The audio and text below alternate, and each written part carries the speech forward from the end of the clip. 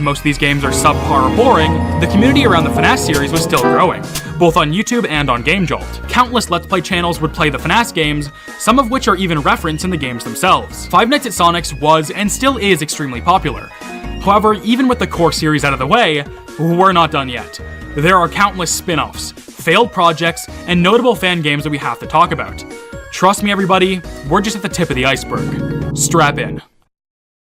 Before I get into this section, I have to once again give a huge shout out to Smiler for doing the interview with me, and a viewer of mine on Twitter, HiDeveloper913, for pointing me towards one of the most useful resources when it comes to cancelled FNAF content. The resource in question is JG's FNAF Wiki, which they created due to the lack of information present on the actual FNAF Wiki. There are pages upon pages here, countless fan projects, scrapped games, developers, and much, much more. If you still want to go even farther down this rabbit hole after you're done with this video, I highly recommend giving this wiki a look. I feel it's only appropriate to bring up the game I mentioned earlier, that being Five Nights at Sonic's sister location. This was supposed to come out on Halloween of 2016, but ended up being scrapped for one reason or another. The only remaining content I could find regarding it is a trailer, which is only preserved thanks to a reaction video and a couple images on the wiki. It seems this game would have taken a much different approach, being based on FNAF's team members rather than the core FNAF cast itself. One of the characters is literally called Funtime Ian, which is the Cybap's real name. The game ended up getting cancelled, with FNAF 5 coming out instead, which was probably a good call. Speaking of the FNAF team, now would be the best time to bring up said team. While I'm not going to go over every team member because I really see no reason for that, I will talk about them as a group. Originally, they were just known as the FNAF Dev Team, but when I asked about it in my interview with Smiler, this is what he said. It started out as a 5-person group, and was called the FNAF Dev Team. The members were the Cybap, Boo Gaming, Sonic4925, Fab Secure, and Brett Bird. There was a 6th member after FNAF 5 came out, and a backup member was me. Some internal issues happened, and the team reformed as Team Niantic, going back to 5 members, with me being one of them. After FNAF 5, the team was formally known as Team Niantic. This team would be responsible for all FNAF projects going forward. There was an attempt by the team to make a FNAF 6, which would have taken place after the events of FNAF 5 hard mode, but like most of these projects, it ended up getting cancelled fairly early in development. With little to no screenshot footage of the one public, it seemed like the Cybap wasn't that involved in the project, even if it was being made under Team Niantic. Their most notable project by far was Sonic Maniac Mania, which is essentially just the ultimate custom series. I didn't have too much time to play it, but I tried some of the challenges to get a good feel for it, and it's pretty well made. Some things still feel kind of clunky, such as putting on a mask, but the art direction is a lot better, while still keeping that signature of Five Nights at Sonic therefore the entire series represented here. And the mechanics all work together well, and ways them quite big. I'll definitely go back and play more of this game when I'm feeling up to it, but this game alone shows that Team Niantic's meant business, and we're ready to start seriously upping the game for both the art and gameplay department. This game also features a character called Lefty Sonic, who isn't from any official FNAF game, but instead originates from Sonic Pizzeria Simulator. Sonic Pizzeria Simulator is a now deleted Five Nights at Sonic fan game made by Team Niantic member Fab Secure. Can you see why this shit is such a rabbit hole? There are so many layers to this series, it's actually insane. If I was a complete outsider, I would have a very hard time figuring out what's an official game and what's not. There were plans to make a FNAF Maniac Mania Plus, but they never ended up going anywhere. And Team Niantic actually ended up disbanding shortly after this. In my interview with Smiler, he stated that he thinks the reason for Team Niantic's downfall was that the Cybaps becoming part of the FNAF series ended up cancelling existing FNAF projects, such as Rock Clone. Rock Clone was a Mega Man-style FNAF game that never ended up getting released, but there is a playable build of it, and some attempts to revive it within the community. The team became less of a team, and more of just a group of friends shortly after the cancellation of Rock Clones. This allowed the Cybap to go work on his own projects, such as his current game project, Soul Space. What remains of the FNAF team is currently working on projects such as All Stars, a new collection of the FNAF games that are fully recoded with Balance, and Maniac Mania Infinite, which is an attempt to remake Maniac Mania. Yeah, even after so long, there's a ton of FNAF stuff in the works, and the community is still fairly active. We are almost done. But before we wrap up, I'd like to go over quickly some of the official FNAF spin-off games. First up, there's FNAF Tale, which, like the name implies, is an Undertale fan game with the characters from Five Nights at Sonic. This game was going to have an actual lore relevance to something, like not just side stuff. This is going to take place directly after Five Nights at Sonic 4. I don't have much to say about this one other than it existed and it got canceled. Finally, the most insane part of this story yet. Okay, when I interviewed Smiler and asked him some questions about Five Nights at Sonic spin-off stuff, he brought up a game called Five Nights at Sonic World. And I quote, "We don't talk about that." This only made me more interested. Of course, like most Five Nights at Sonic games, it was deleted long ago, so official uploads were out of the question. Eventually, someone from my Discord shared a Google Drive link with the game. Okay, this audio is going to sound really bad because I'm recording this off this time. But when I went to go check who sent the Google Drive link, it's JD from the wiki, the person who owns the wiki page. Everything here is connected. I swear to God, everything here is connected. Anyway, you guys, I'll let you not pass it. Easily we got the game. Not so bad. I was skeptical. I wasn't going to download a random Google Drive link onto my computer without some reassurance that it would be safe. One of my friends who uses Linux downloaded the game and believing that there was some kind of virus in it, it definitely would not have been designed for Linux. That way, I would be safe and we could be 100% certain. Well, sure enough, there was a fucking Trojan virus in the exe file of that Google Drive. Listen, I'm not really send it over, they probably just found it on the internet. But I really don't feel like getting a Trojan virus just like what is essentially a shitty snapshot bug. Do I think this game was released with a virus originally? Of course not. But this is what happens when official resources for these things aren't kept up for unlawful purposes. People will be assholes and put malicious viruses in them. Safe to say, I think this is a good stopping point for me, and I'm coming out of the rabbit hole. Good riddance. This has easily been the most exhausting video project I have ever worked on. So many games, so much lore. Guys, I'm tired. The Five Nights at Sonic series is one that has had a massive impact on the internet. Whether that be good or bad is up to you. Millions upon millions of YouTube views, people still playing and talking about the games to this day. For what really boiled down to one kid's programming practice, this series has stood the test of time somehow and remains somewhat active to this day. Do I entirely get it? No, not really. But I'm glad a community of people can find enjoyment out of this stuff. I would like to close out this video with Smiler's statements from our interview. Other than that, the Five Nights at Sonic series lives on through fans. It might not be the most amazing series, but it has a lot of dedicated fans and some amazing people with amazing talent. It speaks volumes of the impact Five Nights at Sonic has for what quality shows and how big it is, even after it ended. I've been and thanks for 200k everyone. And before I go, no one tells me I can get using the link in the description or the QR code on the screen. It's free and helps support the channel. Thanks everybody.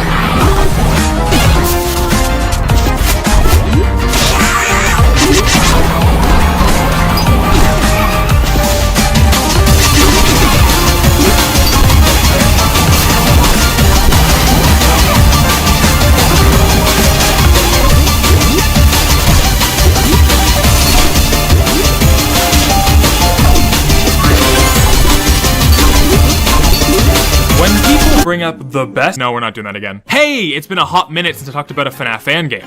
How about we do that again, huh? Previously, we've talked about Tyke & Sons Lumber Company and Ultra Custom Night. Both of these games have relatively small followings.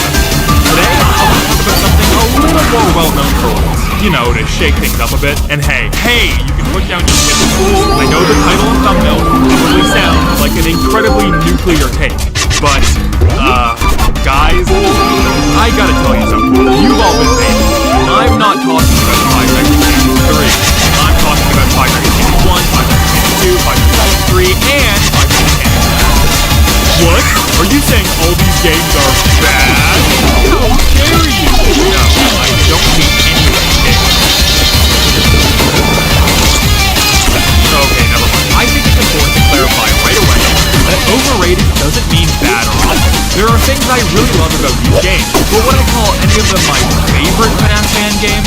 Probably not. And that's okay. I think it's worth taking a look at things from a critical angle from time to time. And I really haven't done that much on this channel, so I'm sorry if you love one or all of these games, but today, I'm going to talk about each one, and why I'm just not a huge fan of this wildly popular fan game series. So strap in, guys and gals, because this is going to be a long one. Hey, maybe you can grab a snack or something too while you're at it. You could probably eat a whole bag of potato chips while watching this, and nobody will judge you.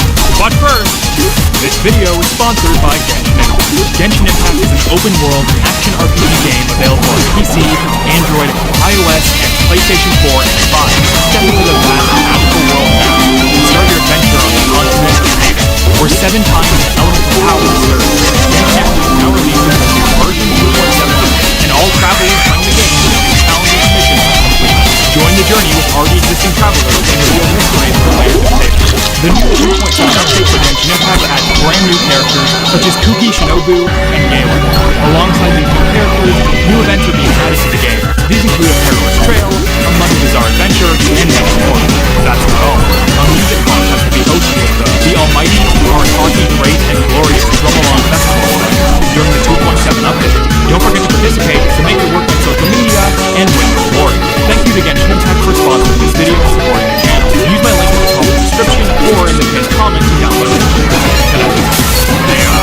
Is it getting hot in here, or is it 5 Nights at Candy, a series of new fan games made by Emil Mako, someone who I've been following on and off for years, mostly because I'm notable, but starting off with all of these are some crusty-ass music and based naturally fan games that feature Candy for Emil to go, hey, I can probably do the game myself with this character. Stop stealing. Yeah, that's good. And so, a few months later, in July of 2015, 5 Nights at Candy was released. Now, it would be very easy for me to rip this game. Trust me, I have a lot of vision for it. But because of how early this game is in the fan game scene, it would be a little unfair to criticize it that. For the time this game came out, it was honestly a breath of fresh air for fan games. It was one of the first to ever feel like a genuine product of its time, something that can be sold on any other FNAF game, with few people bat an eye. Of course, now it's fans. So whenever a Candy collection drops, expect to people say this is like down. But for now, we have a beginning of this series. This time, instead of working at a pizzeria, you take control of a night guard working at a burger and fries joint. Even if you ignore all the dialogue and text, you'll still be able to probably figure it out. The burger of the office that takes the place of the couple. Speaking of the office, I know you that was the quick cylinder effect thing when you move the office is really bad. It was easily one of the most distracting things I've noticed when like gaming in this video game. While we're on the topic of the office, even with this game essentially being FNAF 1, there's a couple fixes here to fix this game, but no light in the door. Instead, there's just some utility bugs. Unlike FNAF 1, however, this time there's no cameras right outside the door, which is cool because it's a fairly intuitive use of camera thing. However, this is one of my first issues with this game. But when the majority of the animatronics at the door, their eyes will shine in the darkness to let you know they're there. I'm not really sure what the thought process here was, but all this ends up doing is making the game incredibly easy. What about Old Candy? Okay, so like the name implies, Old Candy is an older version of the Candy animatronic that has been deactivated. His main gimmick is that since he's an older model, he did not have light in his eyes. His action is to check the cameras when he's at the door. Here's the thing though, this seems to be a gimmick for one character. For two, but we'll get back to that later. For the sake of making the game even remotely challenging, every character should not have an obvious counter at the door. The eye lighting up the doorway can be for a camera scene as well. One of the characters in the game, Penguin, is very short. So when he's at the door, it's really hard to see with the camera. This is super cool to me, as you have to actively look out and make sure he's not hiding. You see, that's what I would say if his eyes didn't light up when he's at the door. This completely ruins the intent of the camera and him hiding, and once again, just makes anything revolving towards this game a complete joke. On the topic of doors, power in this game is way too forgiving. I rarely felt like I was struggling to conserve my power, and in the course of the course that later, I would often get to 5 AM, with an absurd amount of power left, and just shut all the doors and sit there for the rest of the night. This takes me to the main gimmick of the camera system. Every camera is pitch black. You can double click the camera to activate night vision mode to light up the room. This is a really neat idea, but once you get to the night vision clock, the barely felt how it's using a lot of power. We ended up having night vision on most of the game, and double clicking on the camera many times just became second nature. There were some cool visual things about the concept, but all the camera goes in ways we really only need to invest in the camera. This is a trap that a lot of fan games fall into, and how in an actual FNAF game falls into the trap. I adore FNAF for everything it brought to the franchise, but the actual gameplay of 2 is extremely shallow once you know how to play it. The 2 cameras by the doors are important to keep track of all the candy and later rats. But the 3rd camera I speak of is the final new addition to the gameplay. In front of you is a door, ticket that you can close. This door is protected by glass that is broken by the animatronics residing in the top of the map. Their name is Blank. They take on the Foxy mode in this game. Think of Blank like an Apple Foxy, but instead of using one of the existing doors, they get their own brand new door just for them. The key on Blank to make sure this goes through. If Blank goes through, use the shelter ticket door to protect yourself and make sure you go back. Blank is a fine and game gameplay, and once again, cameras inside you too. Speaking of the animatronics, how small they are in this game and how linear the animatronics are. For example, Andy and Sydney both start on the stage and make their way to your office. Once they make it over the doors and successfully stop them, they immediately teleport back to the show stage. One of the coolest aspects of FNAF 1 is that the animatronics weren't linear like that. Freddy and Foxy were, but they both had good reasons to be. Chica and Bonnie, however, would typically never return to the show stage after they had been stopped. They would always linger around a bit next to cameras that were closer to the door. This sometimes resulted in really stressful situations where Bonnie and Chica would come back to the door really quick and make you waste a bunch of power. And it was absolutely pathetic to a system like this with the AI. Since the power is such a joke in this game, having the animatronics be more aggressive with their movement patterns may be a way to solve that issue. Even if it's flaws, one thing that's really good in this game is the visual design.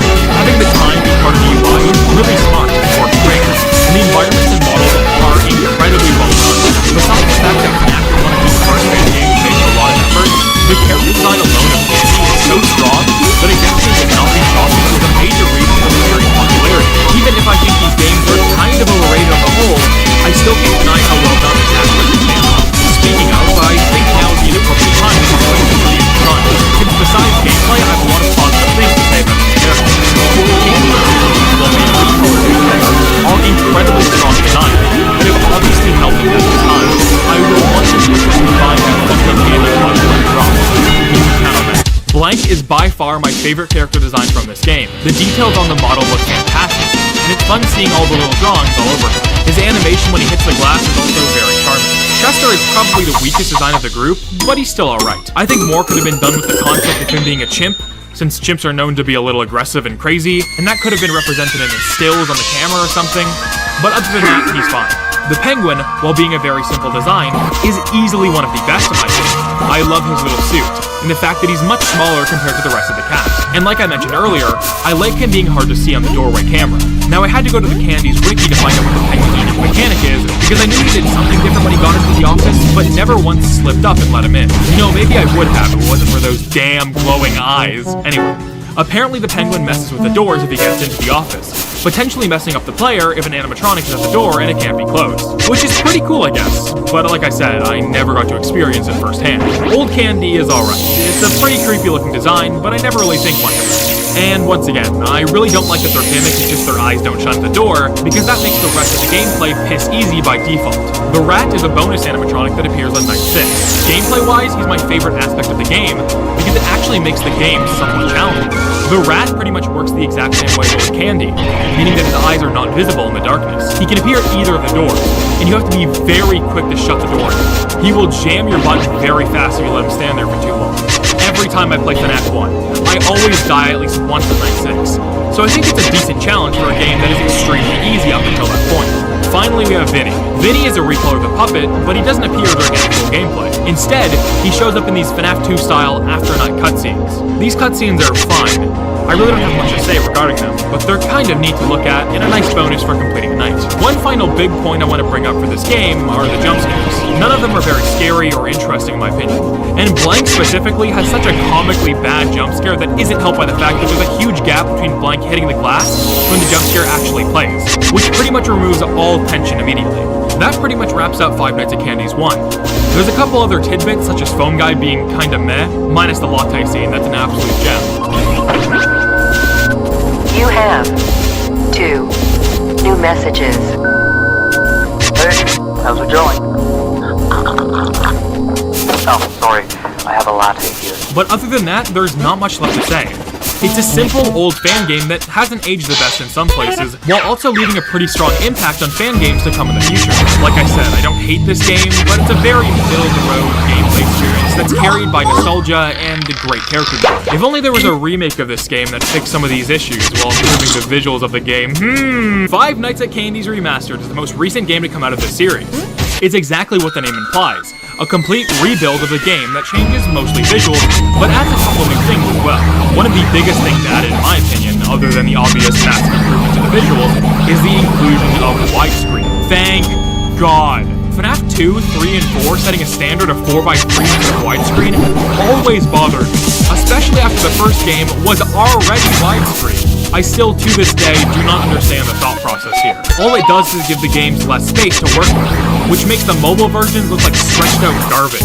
Anyway, I don't have much to say about this one, but there's a couple key points I want to bring up. First off, there are essentially little to no gameplay changes here, which is a bit of a bummer. Sure, this is the definitive way to play this game, no doubt, but all the issues I brought up already apply here as well. The game is too easy, the power's a joke, you only need to use 3 of the cameras, etc. Second, while some of the animatronics do look significantly better here, Blank and the Rats kind of look worse. I think the darker shading on the original game benefited the design of those characters a lot, and Blank specifically looks far too bright. He's supposed to be worn and damaged, but Bro is looking as shiny as a whiteboard. The jump scares are slightly better, but still not amazingly real. Other than that though, the changes are few and far between. There are some interesting YouTuber Easter eggs.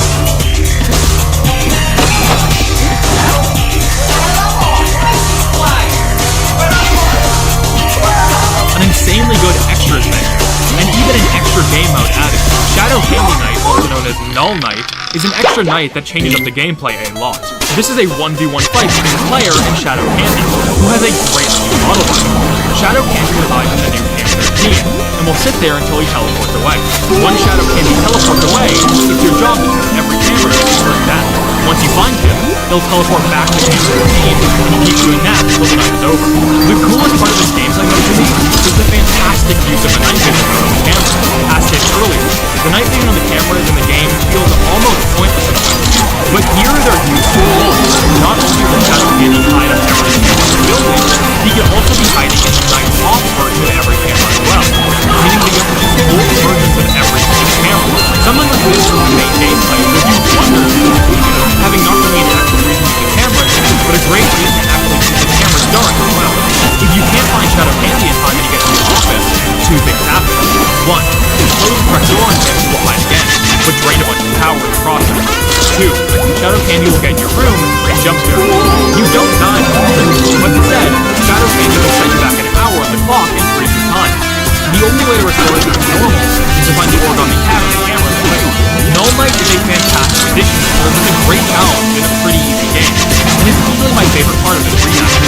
Everything else, though, pretty much same thoughts and feelings. I'm glad that it didn't exist, but I do wish it was not the idea to do more aspects of the game. 5 Nights at Candy's 2. I hate this game. Listen, I'll be charitable to every other game in the series, but 2 is by far the worst, and playing it for the first time recently has genuinely been one of the most mind-numbing experiences so far this year. I always avoided playing this game in the past. Just looking at footage, I knew I wouldn't like it, but I played it. Oh boy, did I play it. This time around, you play as a teenager who is recently lost a bet with his friend. The punishment? Spend 5 nights in an abandoned warehouse. So yes, we are moving away from the interesting and fun look of the original Candy location, and moving over to a boring, bleak warehouse. This location alone already brings up a problem of age. The environments here are genuinely not fun to look at, and they're not really creepy either. Every character blends together to me.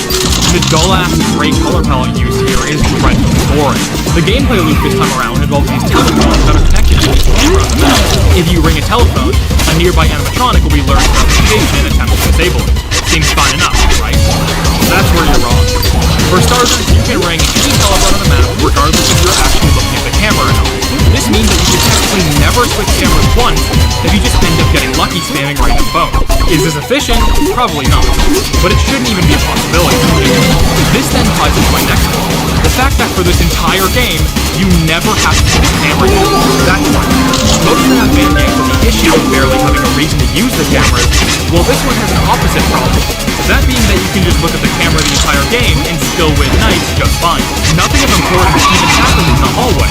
It only serves till you know when an animatronic is no longer on the cameras, which you can figure out just fine by noticing they're nowhere to be found. So the whole game ends up boiling down to putting the camera up, using a telephone, viewing them break the whole night pretty much, and spamming random cameras to find something to do. It's so goddamn boring. This hurts even more, knowing a very obvious fix to this camera issue would be to, I don't know, have an animatronic that uses flash when they're in the main hallway to make them go away. You're giving them flash in the main hall, but all it ends up being is either nothing because they're looking at the cameras the whole night, or just a check real quick who is off the cam. There's a couple other animatronics that work differently that I think are important to know. Chester will attempt to get to you by using the vents around the warehouse. If he starts messing with the vents, you will limit the amount of time to ring the phone until the camera is on. Once you ring the phone, he'll run away from the vent. But that's the thing. Even if his gameplay gimmick is slightly different, it still really just boils down to ringing the phone that he's closest to, just like every other character. Except for the Penguin, who has a pretty good gimmick actually. He has a random chance to spawn in a camera, and if you take too long to switch, he'll crash your system and make you restart the camera. Simple, but effective. I dig it. One of the most obvious downgrades in this game compared to the first one is the design of the animatronics. This was easily one of the strongest aspects of Candy's 1, so it disappoints me to say that this game really drops the ball here. All of these wither designs look awful in my opinion, and don't do a good job of looking scary or even cool. These are about on par with fan-made withered animatronic edits you'd find on DeviantArt in 2016. I only hold these to such a high standard because I know Emil could have done a lot more with this concept. I mean, take a look at the withered animatronics from FNAF 2 versus the original ones from FNAF 1. Each of these designs is phenomenal in my opinion, and does a great job of making the wear and tear look unique and cool. Here it's just so lazy and uninspired that it almost hurts. Blank especially, I think, could have gotten a really good wither design, but he looks so bleh, in my opinion. I will say though, I do like the look of Withered Penguin. It's about on par with the others quality-wise, but something about it really clicks with me. Maybe it's the eyes. This game also includes some 8-bit minigames, which are fine. None of them really stand out to me looking back on them now, and I kind of forgot they even existed, except for the one where Candy gets arrested by the police. I could never forget that gem. Night 6 is another rat night, just like the first game. Although this time, another animatronic, Cat, is also here. These guys pretty much just act as a hard mode since they combine multiple aspects of the other animatronics into one.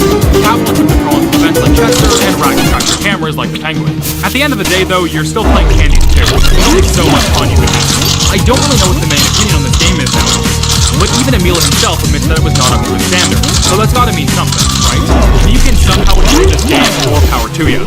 Heaven knows I enjoy some games that people probably think are terrible, but from my point of view, this is easily the worst game in the entire series. I would much rather have a safe, easy FNAF 1 clone with tweaks over ringing phones in a boring warehouse for 6 nights. Thankfully though, the next game in the trilogy is a much needed improvement over this installment. However, it doesn't come without flaws of its own.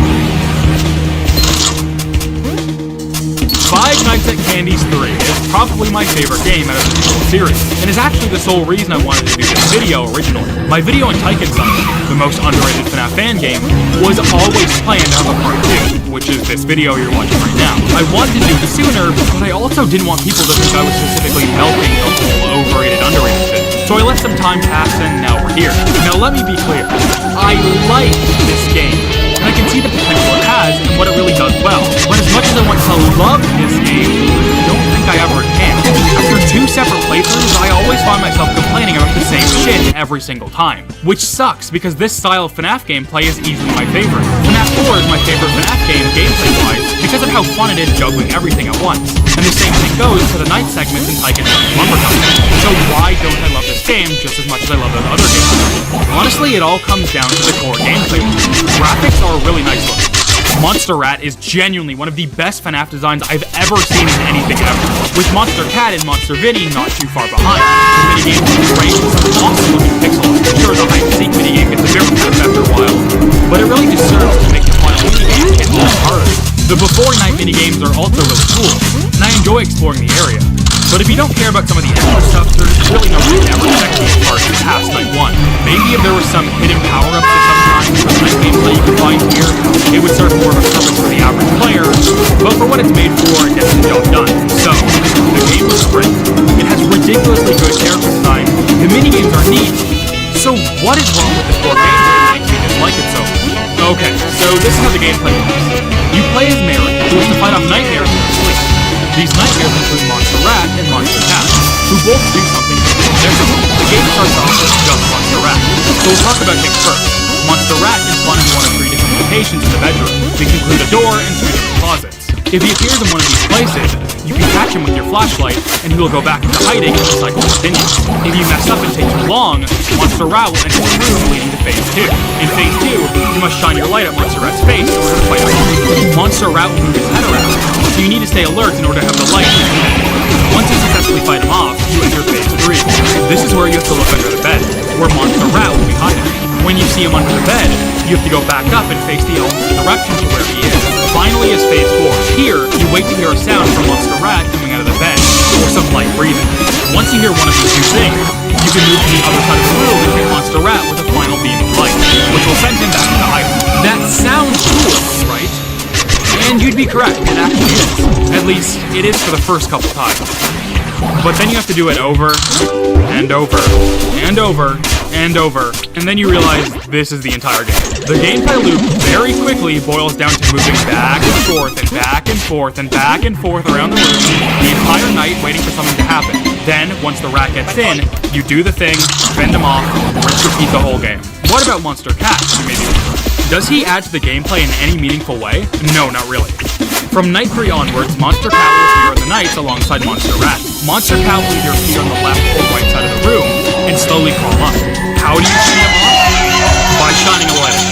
Well, here's the issue with this. What do you do for pretty much the entire night during this game? Shine your light back and forth and back and forth and back and forth. What does the cat do? Appear on either side of the room and get repelled by the light. Essentially, Monster Cat is almost never a threat, and adds very little to the overall gameplay loop that makes it even remotely more interesting. Which pretty much means, even with a new character in the mix, you're doing the exact same thing all 5 nights, but it just gets slightly harder each time. In both of my playthroughs, I never once died to Monster Cat, even at points where I feel like I should have. You see, the only point that Monster Cat is actually a threat is when you're busy dealing with Monster Rat, which I think is greatly advantage of being able to both at once. However, even with the idea of mechanic being there, Monster Cat was never aggressive enough that it mattered. If Monster Cat was slightly more aggressive, I probably would have fairly lost in a couple moments during my playthrough, but it never happened. There is one final thing about the nights that I have to bring up. That being the cassette player. The cassette player is an interesting gimmick to the least. At the start of the night, you push play on the player to start the music. When that music ends, you rewind the tape. What does this do, you may ask? Well, it's speeds up the night. Without the cassette player playing the music, the nights are extremely long. I like this idea on paper, but it always kind of felt like a thing to do rather than a super meaningful gameplay mechanic. Playing and rewinding the tape only takes a little bit of time, and that time away from searching for the rat or fending off the cat never ever felt detrimental. Also, I don't know where else I'll get to mention this, but the room in this game is full of a bunch of very odd YouTube references that feel a little too in your face. Hey, even there are so many little things that could have been done to make this gameplay loop here slightly more interesting. I'm no game designer, but things such as having Monster Cat be able to appear under the bed or behind you when that set player would give some more use to those areas in the room. Monster Cat not showing up on the sides for a while? Check under the bed or behind you to see if he's there to fend him off. Giving the rat different movement patterns would also help keep things fresh, but I guess this is already kind of done with more motivation.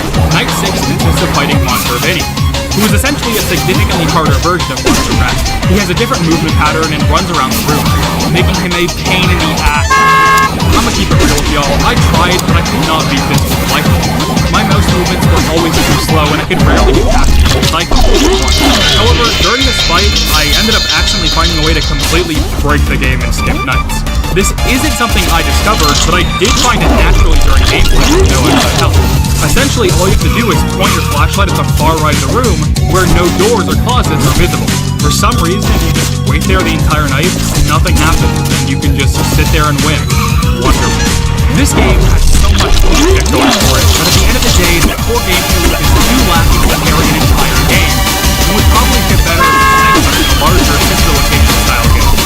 I don't love it like I do, but I can see the potential there. Is FNAF 3 truly the most overrated FNAF game? Well, for me personally, it's definitely not. But I understand why people like it. There's a whole bunch of extra minigame stuff I would neglect to bring up here, as I don't think it's really relevant to this video. But if you enjoy the game for that aspect more than the core gameplay, more power to you.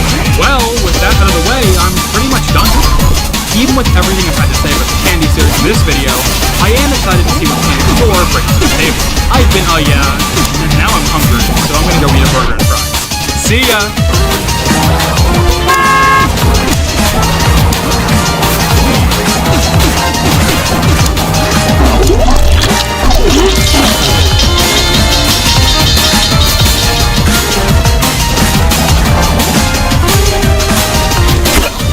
Content warning for super gross and vile stuff. You've been warned. Normally the first these videos with the whole intro segment, giving a quick background of the game and its development. But I really can't be asked to do that this time. Dormitus is a disgusting, vile game. They crashed on me over 10 times across the course of my entire playthrough. Had crucial acts for gameplay failed to load in, more times than I didn't count. Had animatronic mechanics just straight up break on multiple occasions, and it was genuinely one of the most miserable experiences I've ever had with a FNAF game in my entire life. That got your attention? Let's get into the press.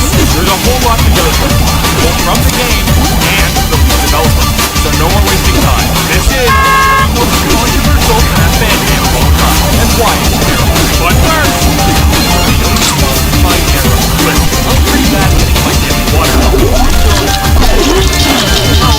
Never get thirsty and actually bother drinking water, which sucks, obviously. Drinking enough water every day is super important, but plain old water is kind of boring, or at least it was. But with Air Up, it doesn't have to be. Air Up is a new way to experience drinking water. Using both flavor pods and their unique water bottle design, you can drink essentially water.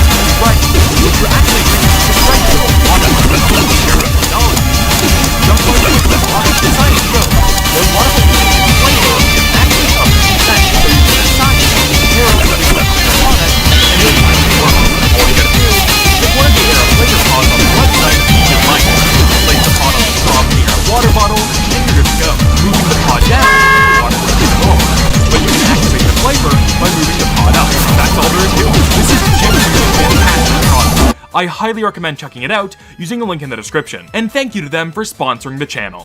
Dormitus is a FNAF fan game that takes place in some bizarre alternate timeline where only the first 4 FNAF games happened. At first I thought it was only the first 3 games, but I figured out the truth pretty quick when I saw the purple guy pay Michael Afton to put his own son in Fredbear's mouth for some reason. So yeah, only the first 4 games are accounted for here, and absolutely nothing else. Because of that, the purple guy isn't actually called William Afton in this game, and is instead called Garvey. Garvey is a fucking terrible character that gets way too much attention in Dormitus, despite easily being the most poorly written thing in the entire game. And that's saying something when the phone guy was also pretty bad. I was eager to hang up the phone each night. Yeah? Why are you talking about story? You never talk about story in these videos. Correct weird blue version of me that has showed up in multiple videos and I'm only now acknowledging for the first time. I don't usually care to discuss story in my videos, because it's not what I'm looking for from a FNAF fan game. Y'all know me, I am gameplay over story any day. However, the story in Dormitus is so bizarre, so awful, that I have to talk about it for at least a little bit. Yeah, what is happening? I can probably listen to the phone call, but like... I'm unsure of how you died, but I know that you definitely made a mistake by doing so. What? I'm dead? In Dormitus, you play as a spirit stuck in a purgatory hell. I think you're trying to find keys or something to escape the purgatory. The phone guy is in the same boat as you also. Like I said earlier, he's extremely annoying, and I do not think the voice works that well for a phone guy. Sorry, Lotus. You're probably right. Speaking of the phone guy, you know there's a rare Easter egg in this game where you can hang up with the phone guy, but an insane weird screen pops up, and then the entire game goes silent and you die.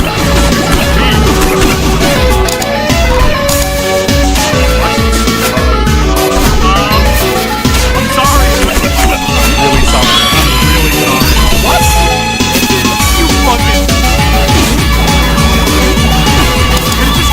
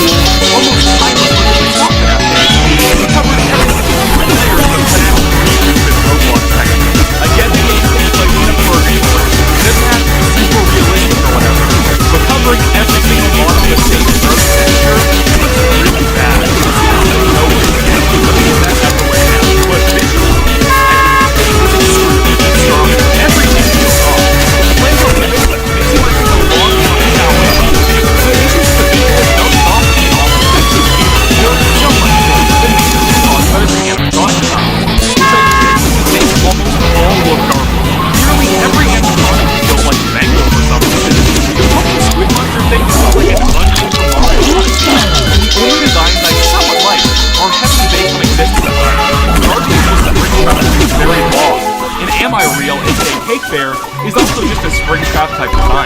Don't even get me started on this thing, Soul King. When I first saw it printed on the ceiling, I thought it was kind of neat actually. With the second you see its full body, the entire design falls apart. Like, why is it those legs? That looks ridiculous. This design is so bad. The BOA is almost ridiculous. But the fact that it has two teeny tiny endoskeleton legs just makes the whole design look goofy rather than cool. Unironically though, I think my favorite design here is the onion. I didn't even know this thing was supposed to be a puppet design until the game literally told me it was. Probably because the mask is super big and bulky for some reason, and it lacks any facial features puppet is known for, like the cheeks and the tear strings.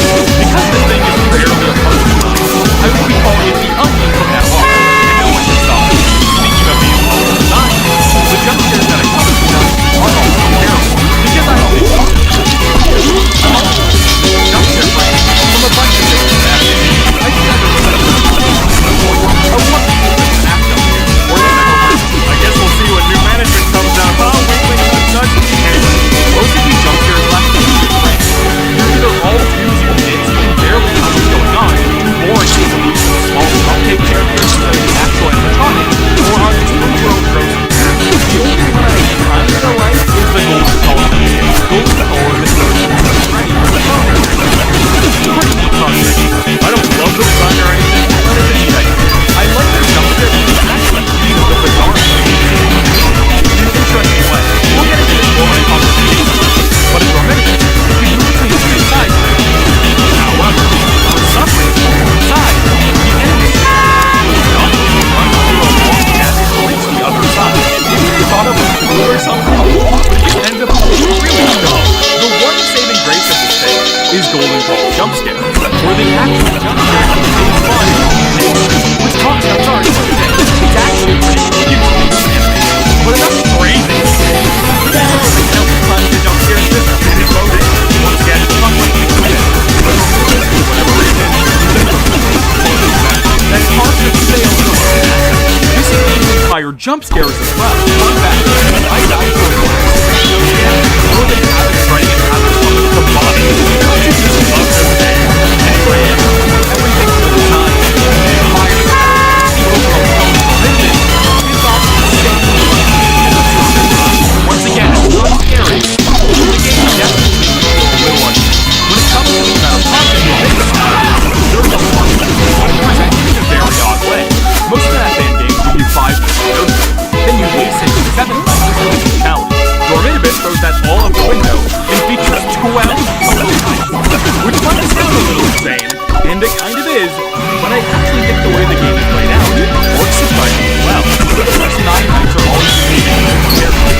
Dormitibus has quite a few of them, as you went over earlier, with the way of balancing difficulty, by giving each of the 9 nights a different combination of the characters. The onion will appear once a week, again for 2 more nights. It keeps each night somewhat fresh, while not overwhelming the mechanics that I'm talking about. It's almost like a series of customite-style challenges back-to-back. It's not a terrible way of presenting the gameplay. This structuring is like one of the very few positives I can say about this game, and even then, 9 nights of this gameplay loop does kind of overstay its welcome, to be honest. Nights 10 and 12 are both special nights, with different gameplay that I'll get into later. And Night 11 is the Nightmare mode, where every character is on at once.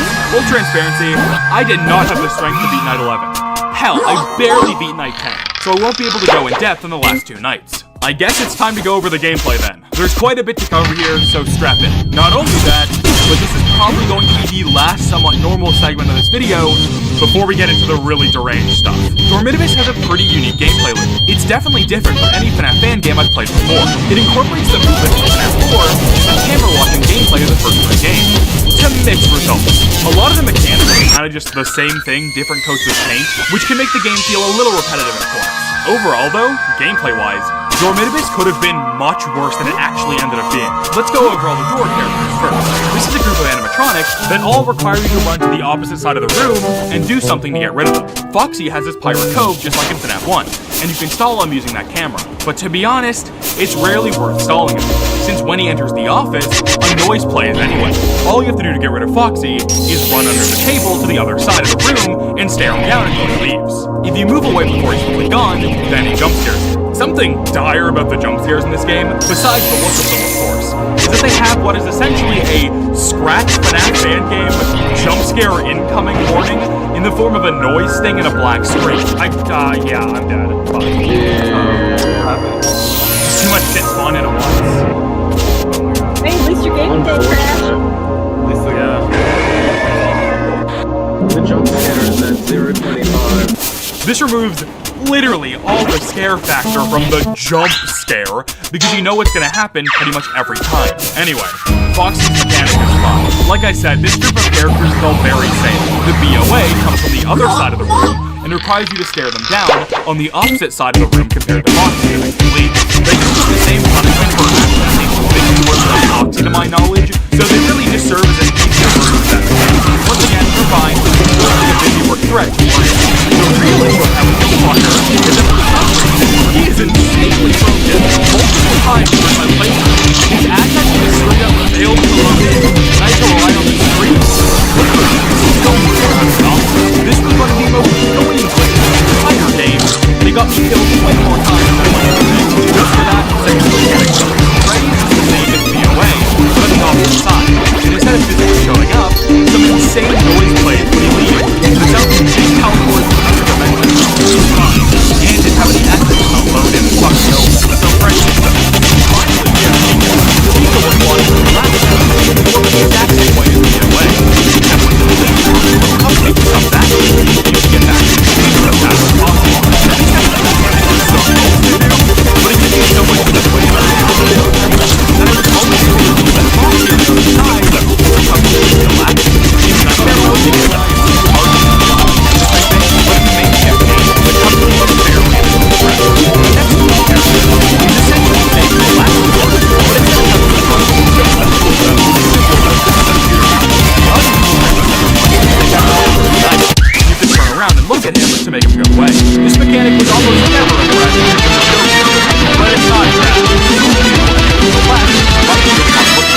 Once that image is closed, the soul cage will be gone from the door and move to the ceiling, so you have to look up at it to make it go away. This mechanic could have been somewhat challenging to keep track of if the tell wasn't so easy, but the entire room flashes black when they get into the office for some reason. So even if you don't catch them in the doorway, you will know when you have to look up at them. Also, similar to BOA, I had multiple issues with this character and their assets just not loading in at all. And unlike the BOA, if Soul Cage's assets didn't spawn, it's pretty much a guaranteed game over.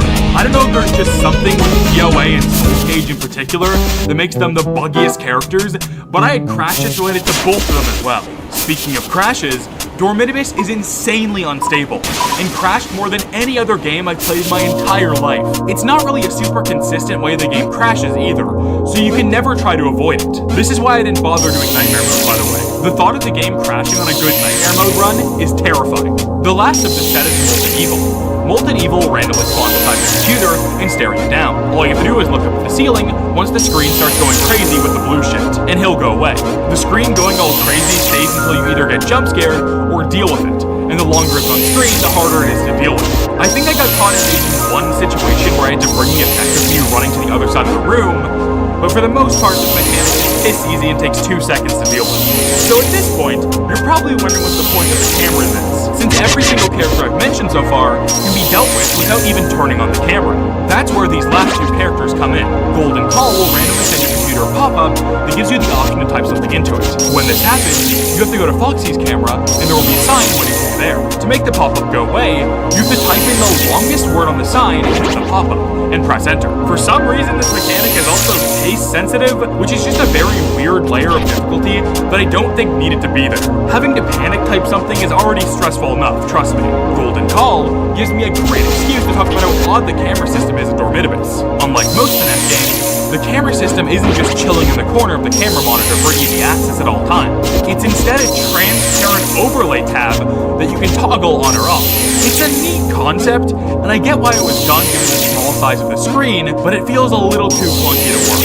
It's not terrible though. Well, that is until you get the Golden Call pop-up. Because the info you need to type in the pop-up is on the cameras, you have to awkwardly move the camera tab and the pop-up tab to access the cam, and then type in the word.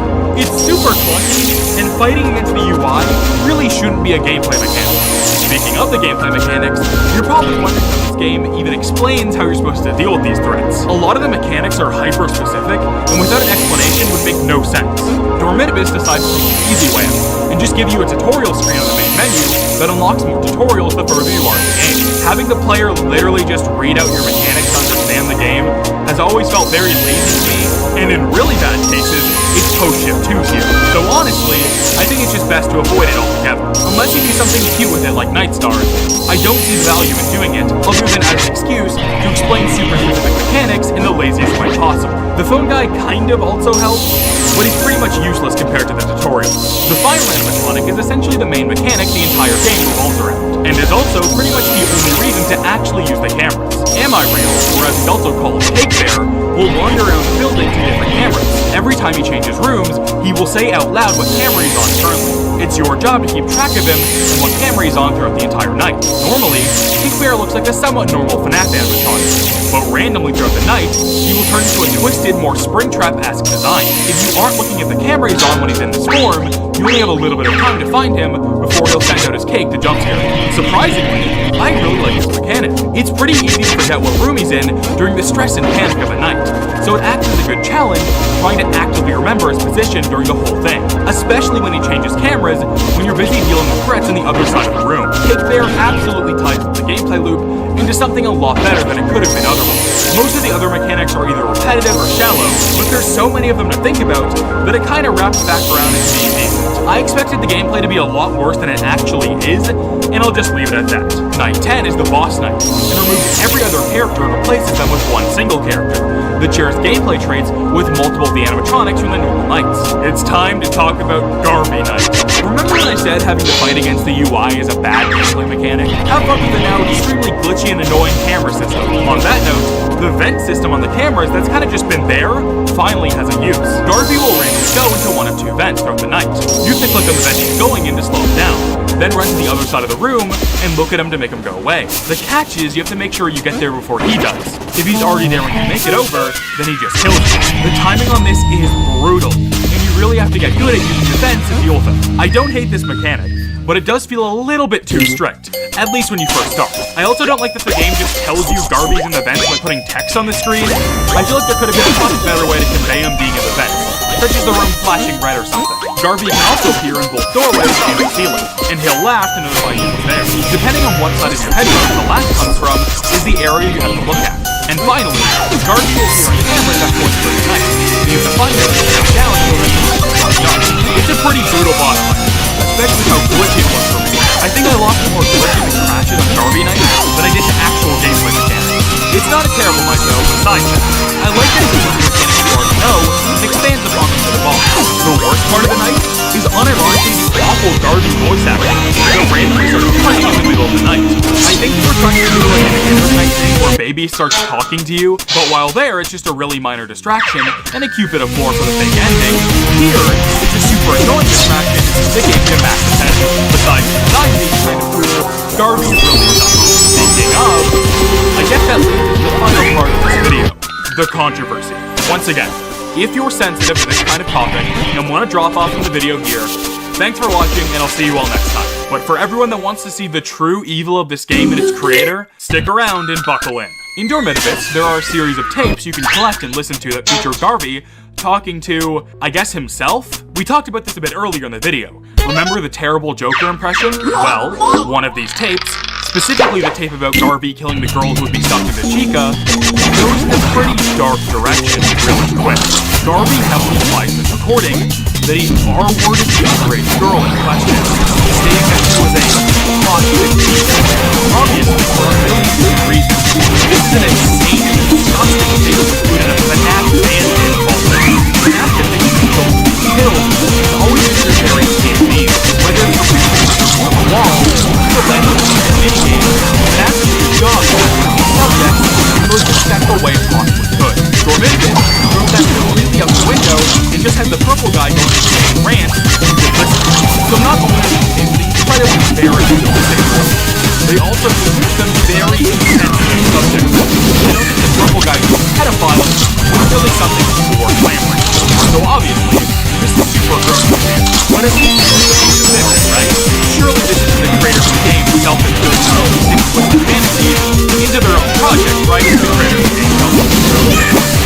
their own project. Blackout is the main creator of Dormitory, and is the person who uploaded the game. They did a bunch of stuff with the game, but they also helped work on writing the story. Blackout had some drama and controversy at some point after the release of Dormitory. Most of it wasn't anything crazy. Kind of just the typical stuff you'd expect from a loser like this.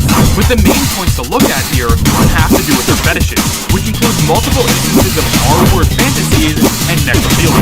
If you don't know, is the attraction to dead bodies.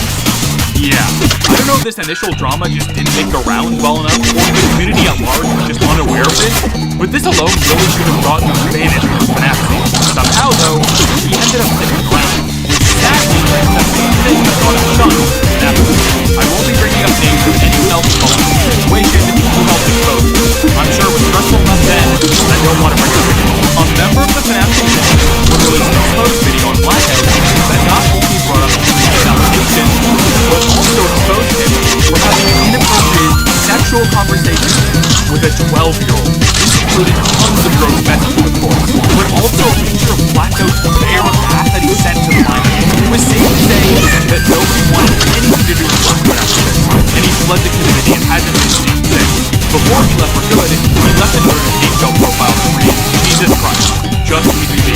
I don't want to live in your bed rent-free. I've moved on to the but in fact, this sick and twisted story of Blackout's Dormitory is very clear now once the detail that was posted in the game was included in the game, and the whole thing is 10 times more gross than what he was thankfully. Thankfully, though, this story has a somewhat happy ending. There is a, I think semi-official, Dormitory remake in the works that will hopefully fix up the game and remove all of the gross fetish shit Blackout put into it. Man, I need a really long and hot shower after this one, goddamn. Anyway, that's really all I gotta say here. I hope you enjoyed the video, or at least learned something from it. I've been yeah, and I'll see you all next time.